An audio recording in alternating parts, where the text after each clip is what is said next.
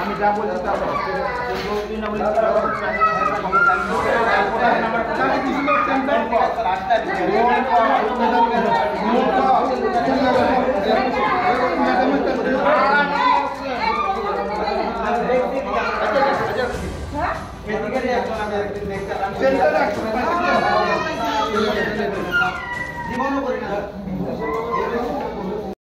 যে আপনারা অ্যাক্সিডেন্টে রুগীটা আনার পরে একটা যুবককে আটক করছেন, মানে ঘটনাটা আমরা একটা যুবককে আটক করেছি সেই কারণে যে রুগীটাকে আনার সময় সে আমাদের সঙ্গে গাড়িতে উঠে সে আমাদের সঙ্গে আসে। সে যখন রুগীটাকে আমরা হাসপাতালে আনার পর তাকে হাসপাতালের ভেতর নিয়ে যাচ্ছিলাম, তখন সেই অসুস্থ যুবকটার গলার মধ্যে একটা স্বর্ণের চেইন ছিল।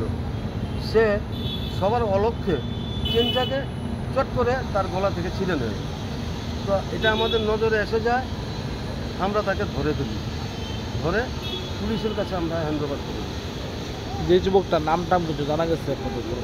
সেই যুবকটার নামটাম আমরা জানি না, আমরা তাকে পুলিশের কাছে হ্যান্ডওভার করে দিয়েছি এবং রুগীর কাছে যা যা পাওয়া গেছে স্বর্ণের চেইন তার থেকে উদ্ধার করে, ওই যুবক বখাটের যুবকের কাছ থেকে উদ্ধার করে স্বর্ণের চেইনটা এবং রুগীর কাছ থেকে তার মোবাইল এবং পার্স উদ্ধার করে আমরা পুলিশের কাছে দিয়ে দিই এবং আমরা আমাদের অফিস মোবাইলে যা যা দিয়েছি তা ফটো তুলে নিয়েছি, ভিডিও ক্যামেরা তুলে নিয়েছি।